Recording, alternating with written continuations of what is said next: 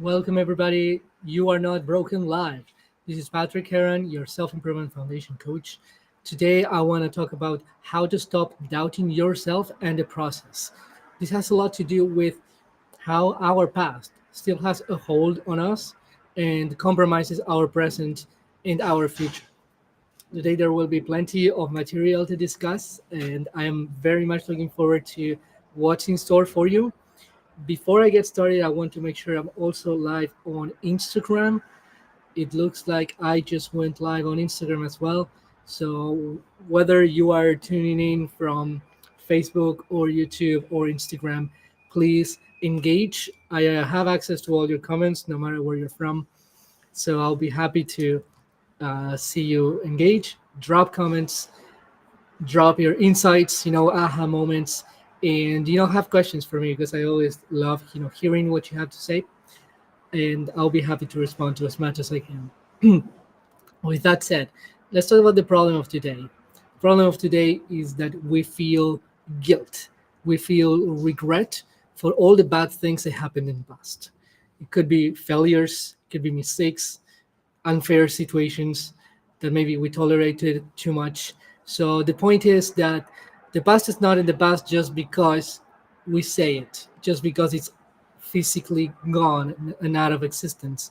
The past has consequences, and we leave those consequences in our body and mind and heart. And often it's so painful, it makes us doubt so much about everything. It has created so many limiting beliefs for us that it's really keeping us stuck. And let me tell you this, if you are the kind of person who thinks has tried everything, who is in a position where you think nothing can work, my diagnosis, this is, my diagnosis is you might have to deal with your past. Because I remember being in that place where I was really stuck, where I was doubting everything. And one day I somehow had this insight and told myself, I have to let go of the past. I have to forgive myself and others and the circumstances that caused me so much pain. And that's what today's presentation is going to be about. Let me just run through quickly what we're going to cover. It's going to be really exciting. I am launching two new segments, which I think you will really love.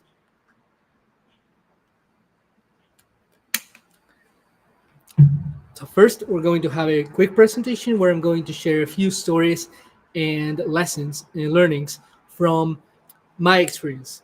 Moments where I felt like nothing was working, moments where I was blaming myself for everything, and finally, I received some insight that helped me see the truth, that helped me actually move forward and forgive the past, right? Because here's the thing, past can be really painful.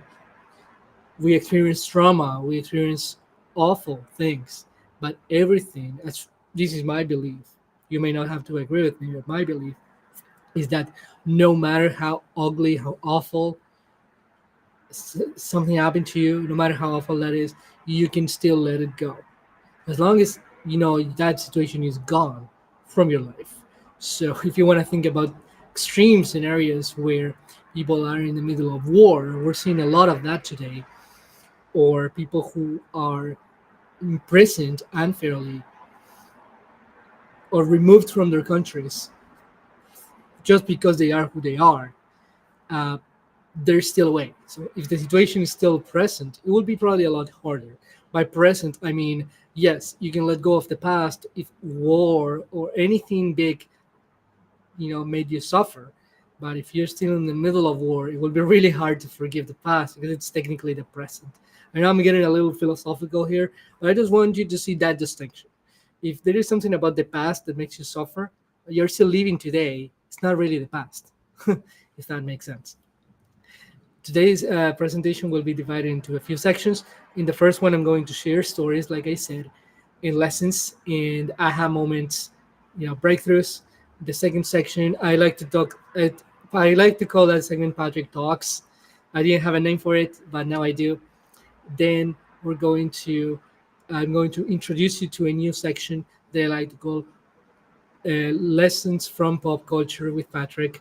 This is really exciting. For the first time, I will be talking about movies and video games and series and things that are mostly for entertainment. But I have found out that when you look at entertainment with a certain eye, with a certain mindset, you actually can learn a lot as well. And today in particular, I want to talk about the Demon Slayer movie Infinity Castle, which came out last month. I loved that movie. I think it was really great, the best anime movie I've ever seen. And there is a very particular story that I want us to dissect. The next section is going to be a meditation. So, meditation with Patrick. I will not do this often, but I am developing a meditation series that I call Letting Go of the Past. I thought it was more than appropriate to introduce that here today. And we are going to do a little exercise while in the meditation that's going to help you forgive the past, leave it behind, and be at peace with today. I hope you're looking forward to everything. And again, I will be looking at your comments. Drop them if anything sounds relatable.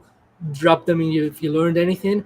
And as I always say, if I do my job right, you should experience a shift, an internal shift, a mindset shift that will help you move forward, that will help you be more at peace with the present and move forward with your life. Not information without action is not worthless, in case you hear that a lot. It is not. If you can experience an internal shift just from listening to me or someone who's trying to do similar work, you will make progress. So, watching this session can be very valuable, very life changing. So, let's go.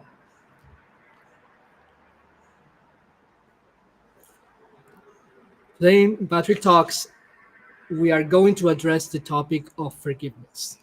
So I just want to start with a story, which is really, when I think about it, it's not just a small story. It's almost the story of my life as a coach and entrepreneur. So I just want to tell you what that was like. So I remember I blamed myself. This particular event happened only some months ago. I remember I blamed myself for wasting so much time taking marketing and business courses. So, as I explained in many other places, I started my entrepreneurial journey 6 years ago, and I've been trying to start and grow a coaching business, but the results have been very underwhelming. Regarding, as far as results, clients, sales go, my results have been very underwhelming, despite taking really good advice from experts. So I remember I was at this point earlier this year where I said that, I simply blamed myself for believing those lies, for believing that success was so simple, like these gurus say. I always, I always knew there was something off. To be honest, I kept learning and embracing these ideas of business and marketing, but also how success actually works. And there was always something off. There was something. There were things that never made sense to me. But at the same time, I kept telling myself, "Wow, it actually should work because it's coming from the experts. It's coming from people who have the results." But what they were doing really is that they knew the psychology of making people believe just about anything.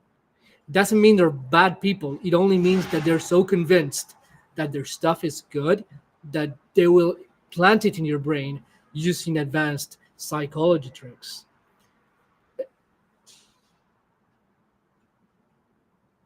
It was hard for me to let this go, to say, the guru's way is not really my way.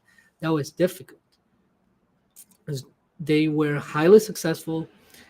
They had this image, they had this reputation that they were so successful, so good at what they do.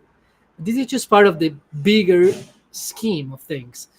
There is They contribute to something that I call internet, the toxic internet culture, where everything comes down to blame and shame because the information is out there, right? That's the internet. The information is out there, is accessible, is affordable, sometimes it's free. But we are the ones not taking action. We are the ones who are lazy, who are indisciplined, who can take rejection, who want to rush the results. Everything that's wrong is blamed on the individual.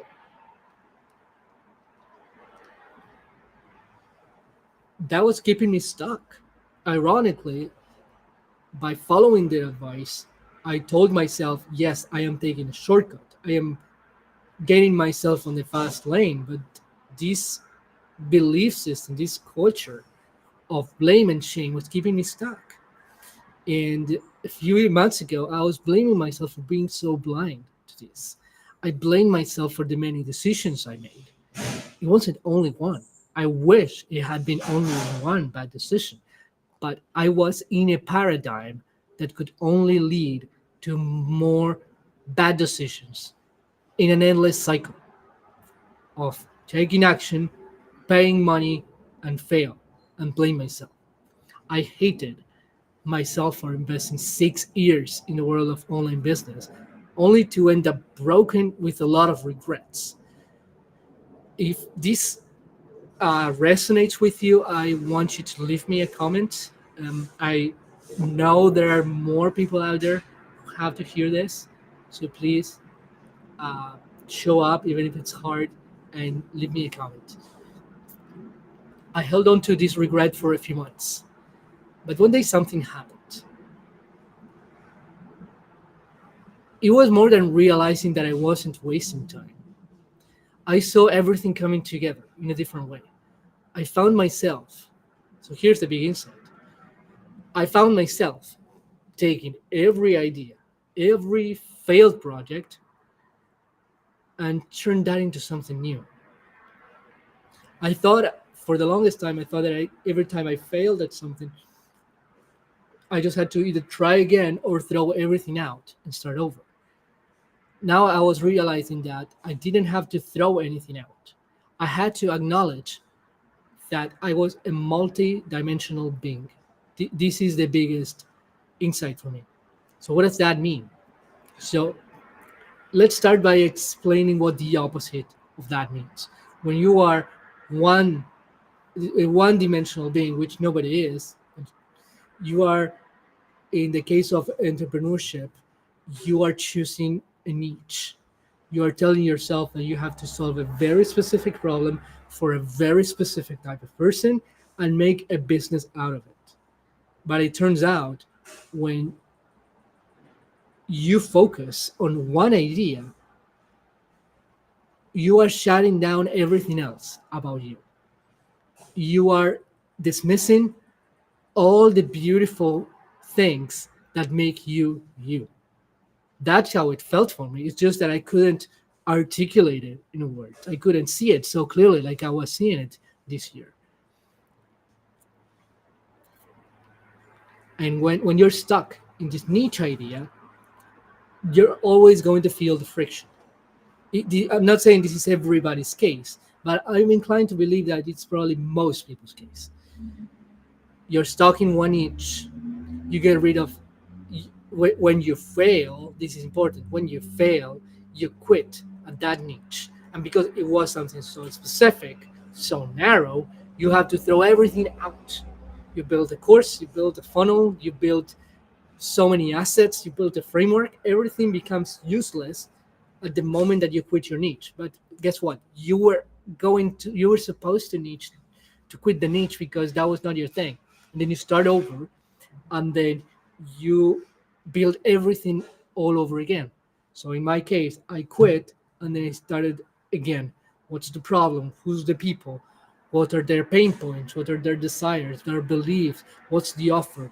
Build a funnel, build a webinar, build a challenge, build the coaching program, build a framework, and then things start not working again. So for some people they might work, but in my case it was just not working. And then boom, you build something huge. You spent months building something huge, and then you have to throw it out the window because that was the wrong niche. That's what happens. It's a paradigm. It's not that just the wrong niche for me. It goes way beyond choosing the wrong niche. It's about choosing things that are so small and specific that kill important parts of my being, that ignore really important aspects of what makes Patrick Patrick. Here's what I started doing this year. I needed to embrace all the parts of myself, my career, of course, but also my passions, my hobbies, my personality, and even my everyday job. You'll be shocked at all the things that I realized about my full time job that helped me with my entrepreneurial journey and my personal development journey. So, integrate everything. That's when I decided to create my own version of personal branding. I want to talk about all my interests: coaching, speaking, writing, journaling, movies, even video games, AI. Just I wanted to say it all because I have so much to give. Tie it all together under one theme: self improvement, under one big idea, the Patrick brand.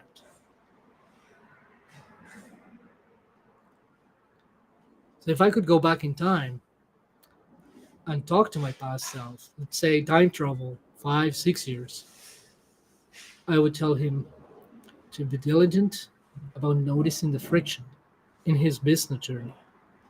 Follow ideas that match your values, your passions, and your personality. Implement strategies that don't have a huge learning curve unless you have the desire to develop that skill for yourself. Ensure that the ideas and strategies fit your personal circumstances.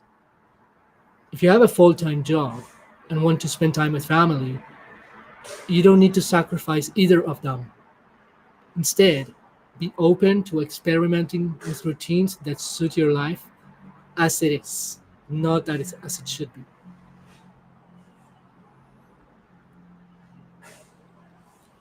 Now, the next subject here that I want to talk about is the illusion of control. I think this is going to be helpful for understanding failure better and how why it's not just unfair but flawed thinking to blame yourself for everything.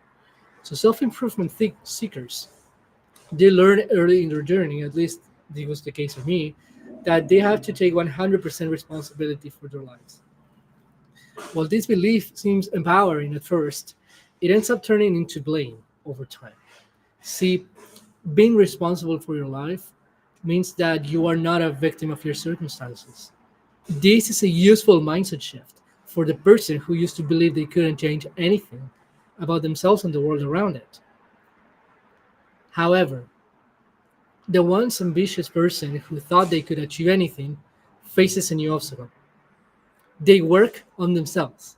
They aim for higher goals, but they don't accomplish everything they set out to do. Years go by, and their ideal life is so far from ideal. That's when responsibility becomes blame. If I'm not achieving everything that I want, there must be something wrong with me. That's what they say. That's what we are led to believe. What they don't realize is that not every outcome that they want is within their control. The reality is hard to accept.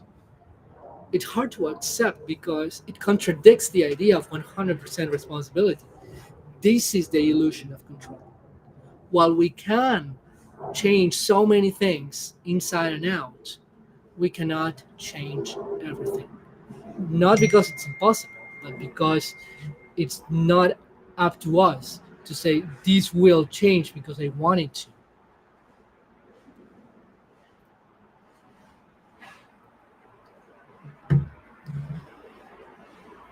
to.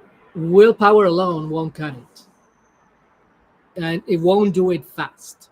Not having control over everything is just a flow of life. If every desire became a reality just because you wanted it really bad, far more people will have the exact life that they want.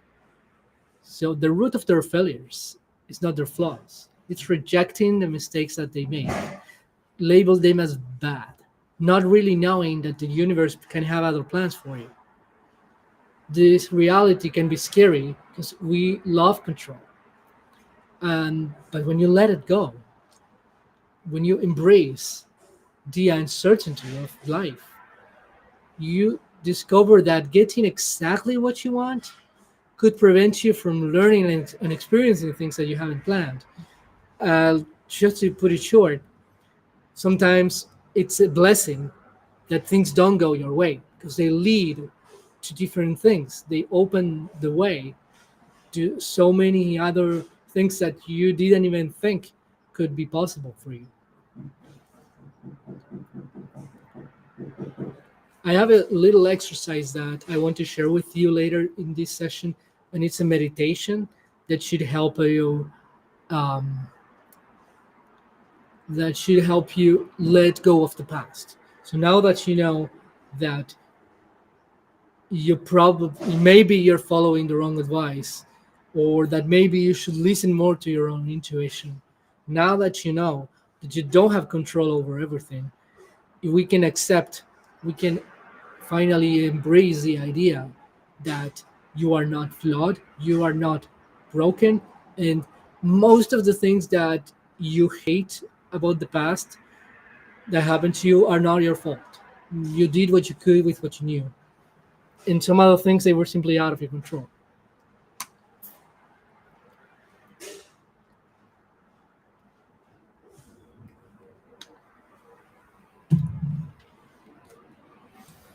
So if you find anything, if anything in this presentation resonates, please leave me a comment.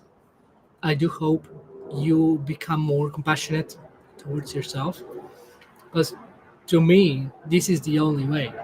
I don't believe in beating yourself up. I don't believe in making yourself suffer to wake up, to, finally stop making excuses. I don't believe in any of that. I used to, and honestly, it destroyed my self confidence. It didn't work, and I am certain that it doesn't work for a lot of people as well. So, this is my message. You don't need extreme sacrifice to be successful, and don't blame yourself for everything that happened.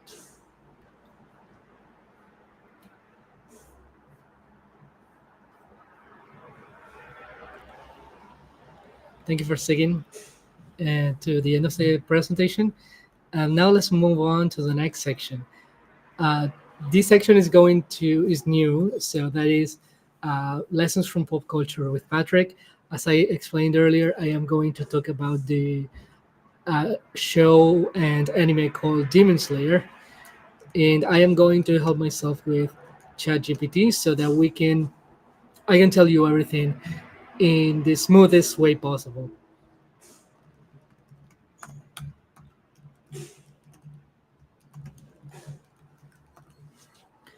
All right, or maybe not. You know what? Let's not use ChatGPT. Actually, I have this memorized. So, pop culture lessons with Patrick. Lessons from pop culture with Patrick is all about giving you a new perspective, a new, fresh perspective on your favorite shows, movies, and video games, so that you can actually draw lessons from them, personal development lessons that will contribute to the betterment of yourself. It will enhance your creativity. It will make you develop compassion. I think many of the characters that we see on screen have the power of developing our own compassion, and you will also make some connections that you thought they were not there, but they are. So today I want to talk about Demon Slayer. So Demon Slayer is an animated series. I also am aware that it's a manga for anyone who is into manga, reading mangas. So I am aware that this is also a manga, which is a kind of a Japanese comic. The series Demon Slayer is about a young man called Tanjiro who lives somewhere in Japan during the Taisho era. I believe that is the 1600s. I don't know that for sure. But anyway, just think about the past, right? And his story is that he was living with his family. He had many siblings and his mother. And he was the man, right? So he was doing all the work to provide. And he was also a really good like brother, to his many brothers and sisters. He was the oldest, and one day he returns home from work and he finds that his entire family was murdered. Yes, really awful first episode, very, very painful. So Tanjiro is very confused, very desperate, and he finds out that everybody is dead except one of his younger sisters, Nezuko. So it turns out that in just a matter of minutes, he realizes that her sister turned into some sort of demon. She starts attacking him, and he has no idea what's going on. So he tries to submit her so that she's not attacking him anymore, and he has no idea what's going on. All he knows is that he lost his family, and that he wants to know how he can turn his sister back to normal, because she's the one alive. So there has to be something he can do.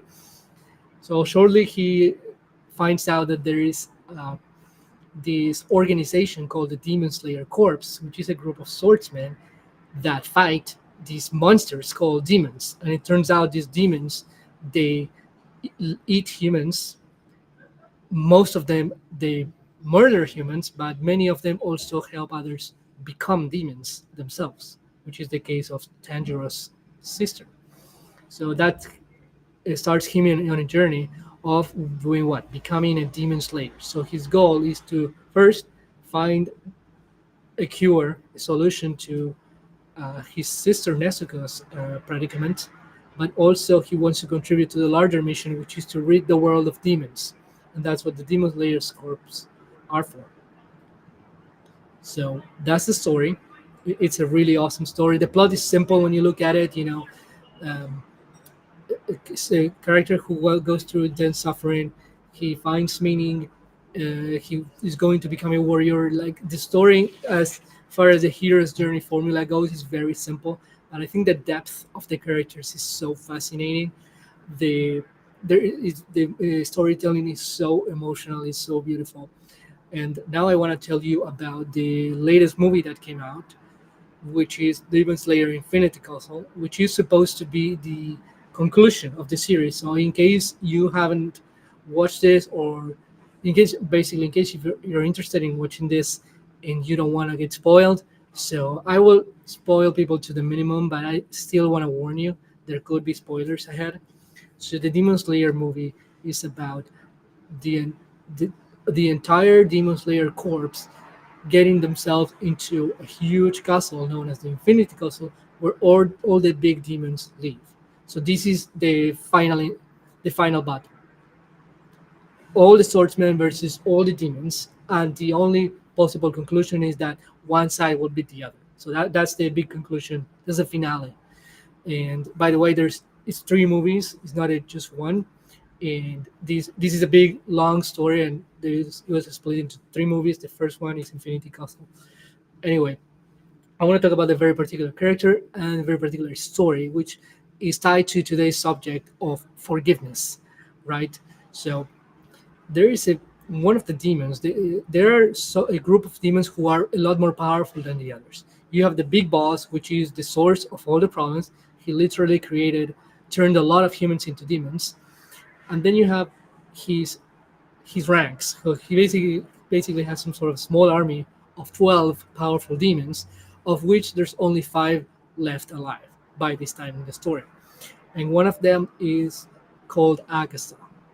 So Agasa is a character that appeared earlier in the series, and he killed one of the uh, top swordsmen in the Demon Slayer Corps. So he's very scary, very powerful, and he managed to escape. And now we're meeting him again inside the castle. So what's really incredible is that the fight is wonderful. Lots of actions, great effects. So if you want to hear about self improvement and you see myself getting off track by admiring the quality of the movie, let me know.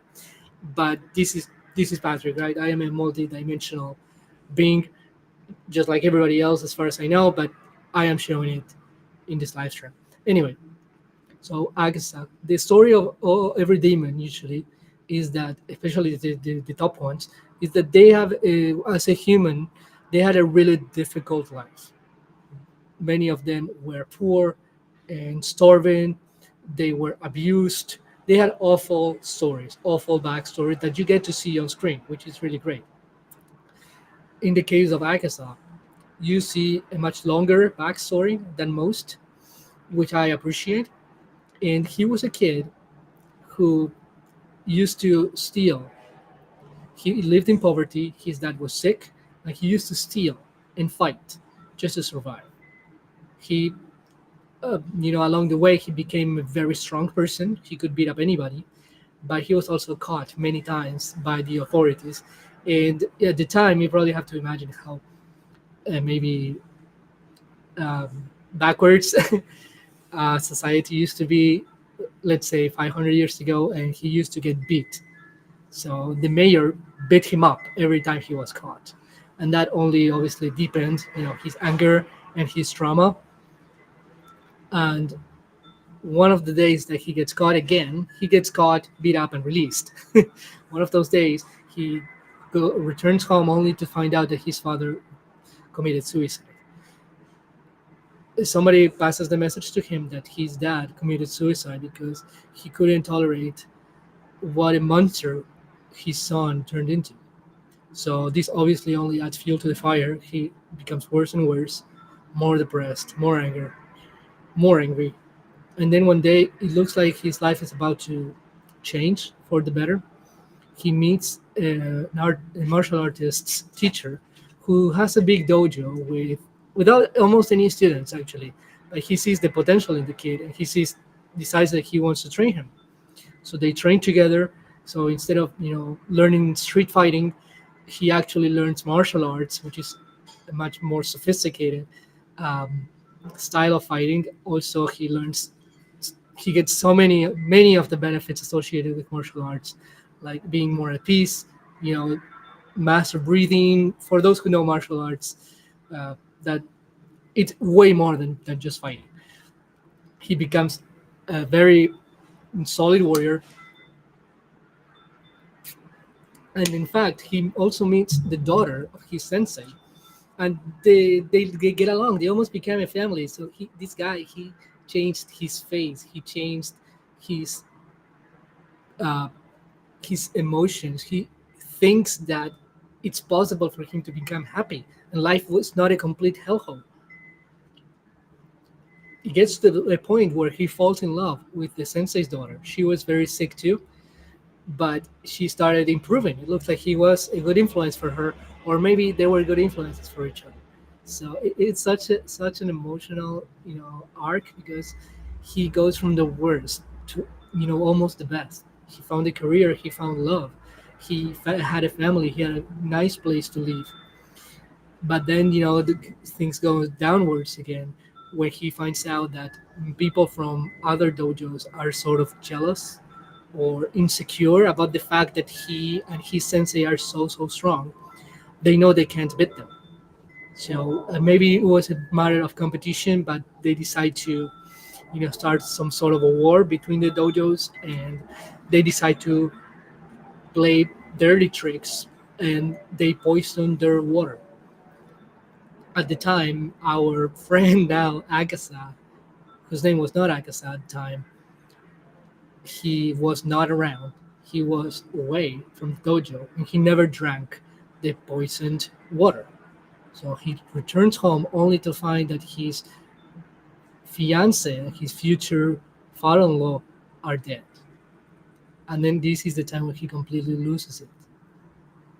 He goes insane. He wants revenge. He saw that everything he built, so much sacrifice, was destroyed overnight. So he goes to the competitors' dojos. He beats everybody up. It's so bad that he ends up killing everybody just with his fist. No weapons, only fist in hand, only fist and feet. That's how strong he was. And then he's considered he gains a reputation of being a demon. People know he's human, but he seems to act more like a monster. That's the moment where the big boss, the king of the demons, finds him and decides that he is good material for becoming a powerful demon. He's looking to build a small army of demons, and he knows Agasa is a good fit. So they get together, and the king of demons turns Agasa into a demon. So, what is the big lesson here? That is the end of the story. Then he becomes one of the most powerful demons, and he never stops killing people because that's what demons do. And in fact, for most of them, they even erase all memories of their past. So many demons, including Agatha, they completely forget about their human life. They only know the demon life. So, so what can we draw? What conclusion can we draw about this? Aside that this is a wonderful story, very emotional, very engaging, entertaining. We can talk about entertainment for hours. But I think that, to me, when I saw the end of that story, this is what I thought. I was in the city, seated at the movie theater with my friends and my brother, and I remember telling myself, I am grateful that I never became a villain.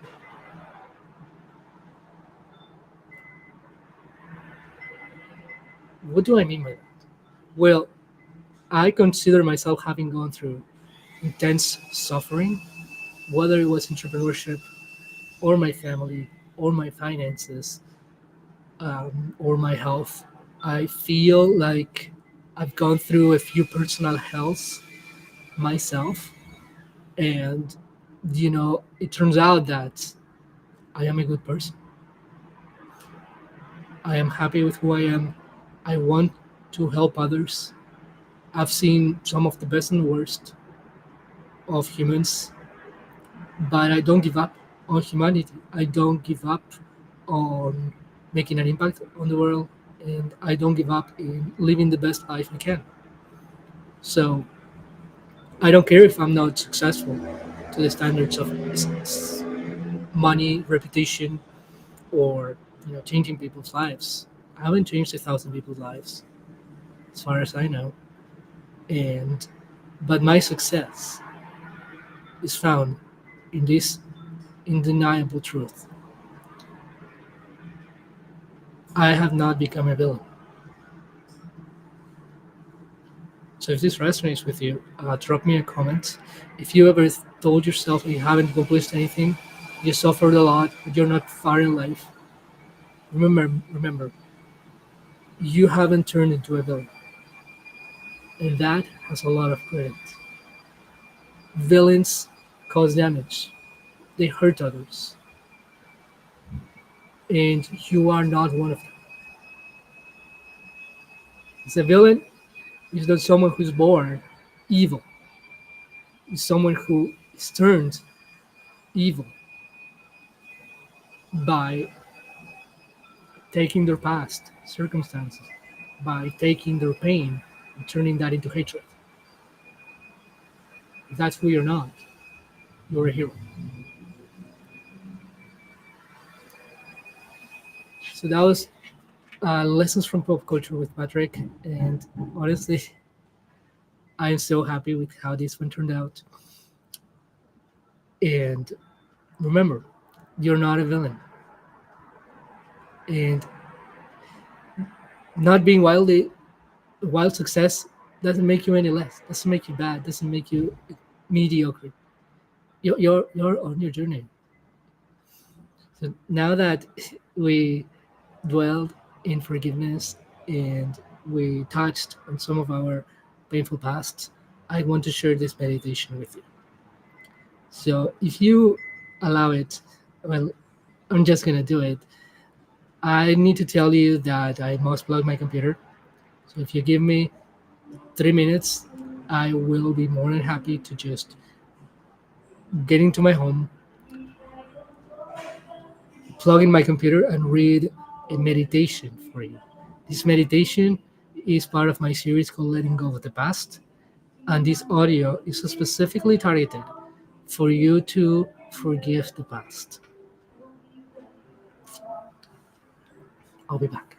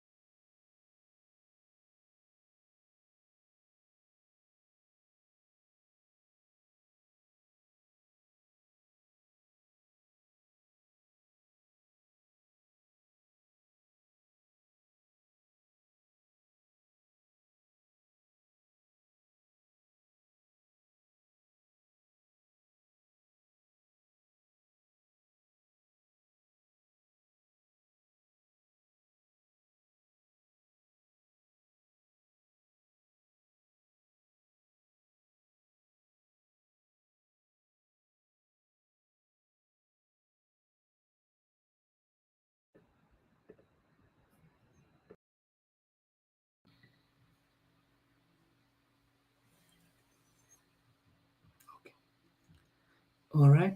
So if you can hear me here, I am inside my bedroom. It looks like the lighting isn't great. I am just going to turn off my camera. All you need to do is listen.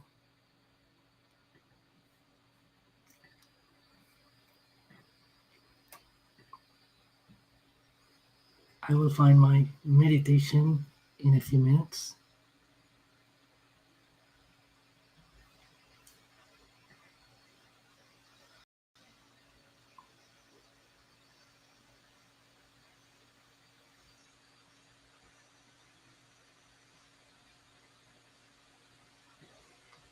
So, welcome to Letting Go of the Past with Patrick. This meditation audio is called Forgive the Past Circumstances.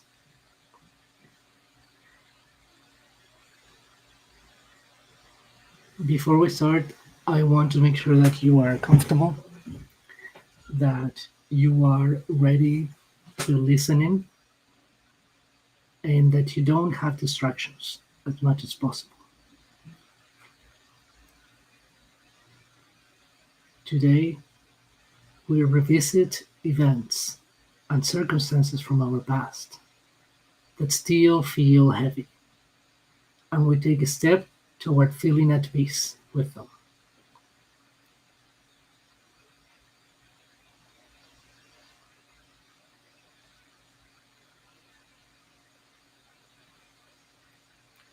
Close your eyes if that feels comfortable. Take a slow, deep breath in through your nose. Let your belly rise. Exhale through your mouth, letting tension melt away.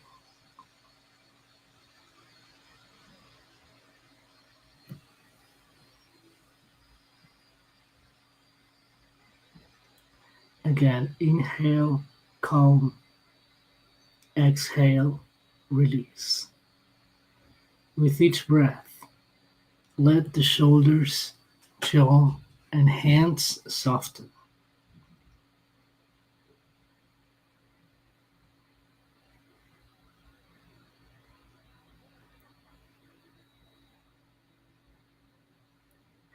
Place one hand on your heart, one on your belly. Feel the steadiness of your breath.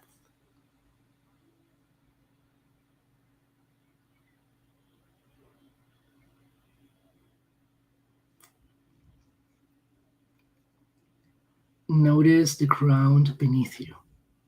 Solid, steady, always here to hold you. With every exhale, feel yourself supported.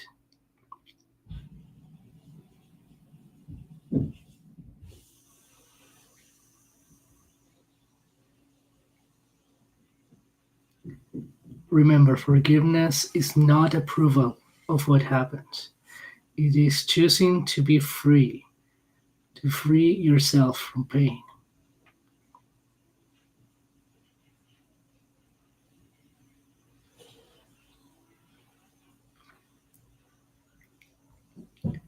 Step one is to choose the circumstance.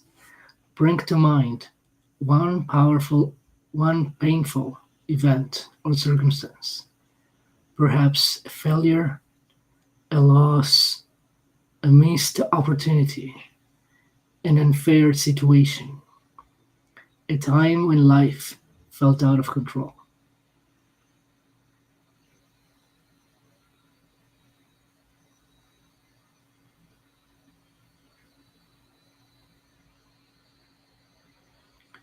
Choose just one for today, the one that feels most ready to be released.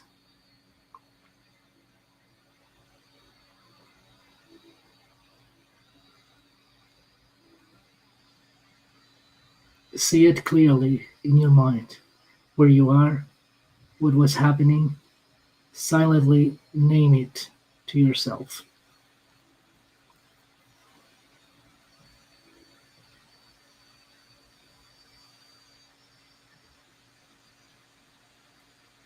Step two, is to be present and ask gently, what was so wrong about things around that time? Bring to mind what made this situation feel unfair, painful, or unbearable.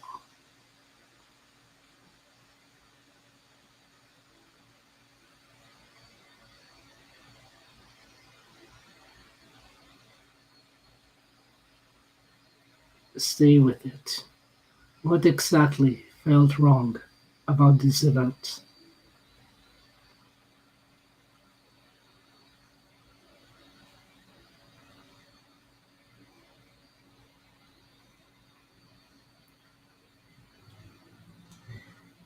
Step 3. Now you may ask, how did this make me feel?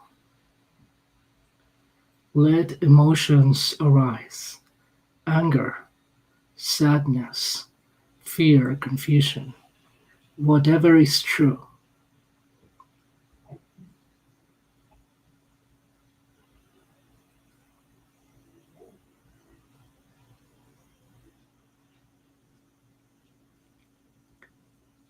Notice where in your body these emotions live: in your chest, throat, belly.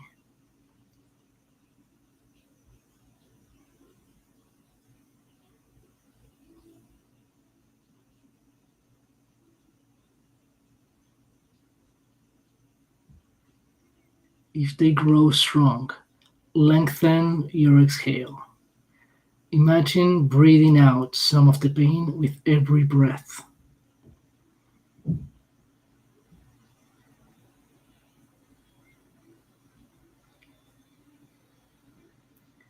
Step 4. Be present and ask, what do I know now thanks to this happening? Perhaps you discovered strength you didn't know you had. Perhaps you learned what matters most or what to say no to in the future.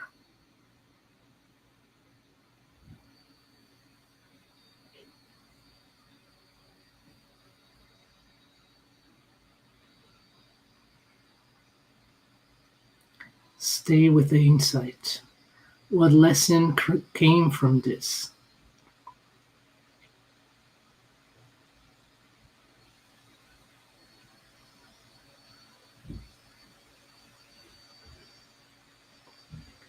Step 5.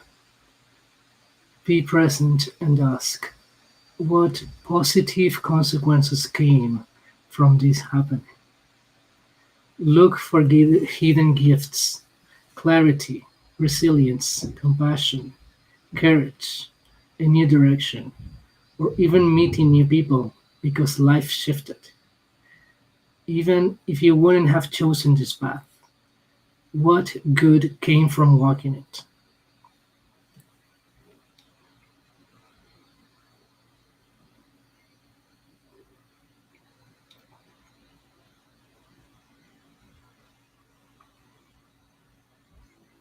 Keep looking. What is something good that would not be possible without this painful experience?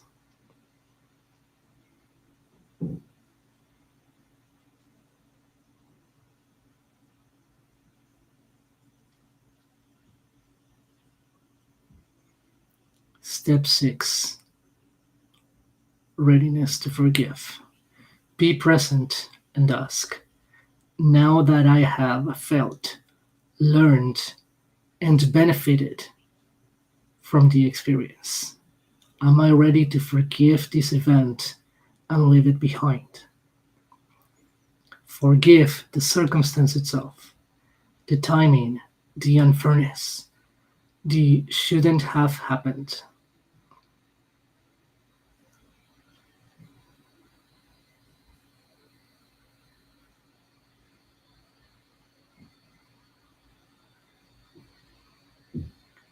Ask again, am I ready to let this go?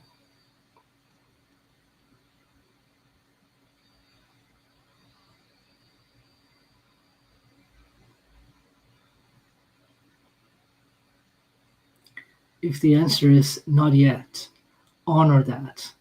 You can return to this practice as many times as you need.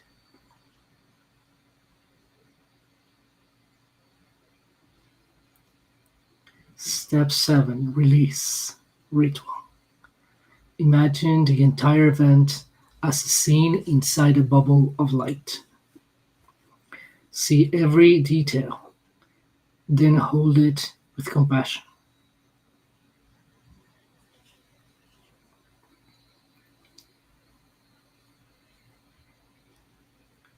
Now gently release the bubble into a flowing river or a sky full of light. Watch it drift away, smaller and smaller, until it disappears completely.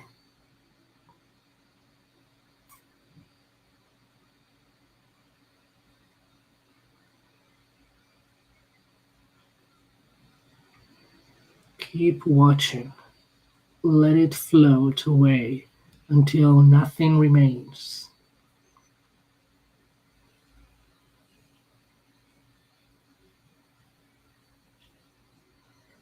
Breathe into the space left behind. Feel your body become lighter, freer.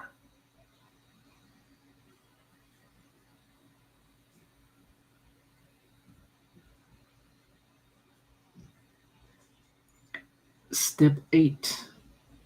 Ask, is the event gone from your body's grip? Scan your chest, shoulders, belly, and jaw.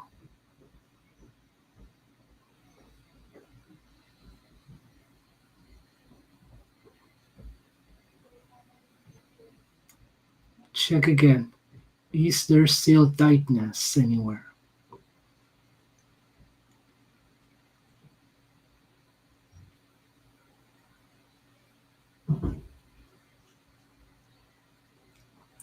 If heaviness remains, know that it is safe to repeat this process until you notice the event no longer triggers you.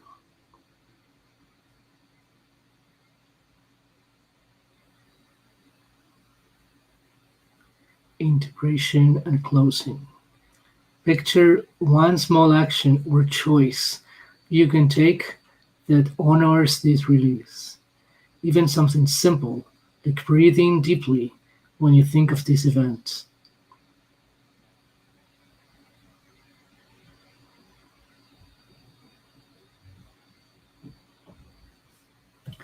Hold the picture a moment longer. What step today honors my freedom?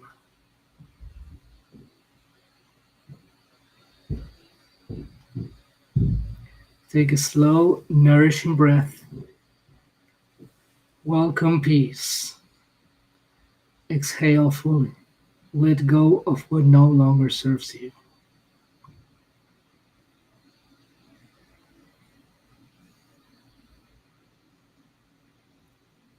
Feel the ground beneath you. Notice your breath. When it feels right, gently open your eyes.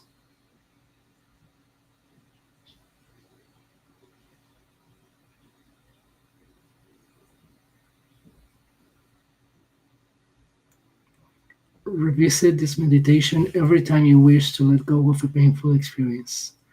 Carry this lighter state with you through the rest of your day.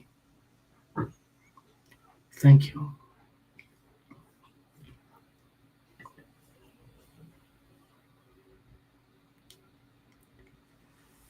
I hope you enjoyed this meditation. I hope it brought some peace um, to your day. And thank you for listening to one of my letting go of the past audios. I do hope in today's live stream I have done my job and help you stop doubting yourself and the process, because it all comes down to letting go of the past. Thank you for tuning in, and I will see you next week.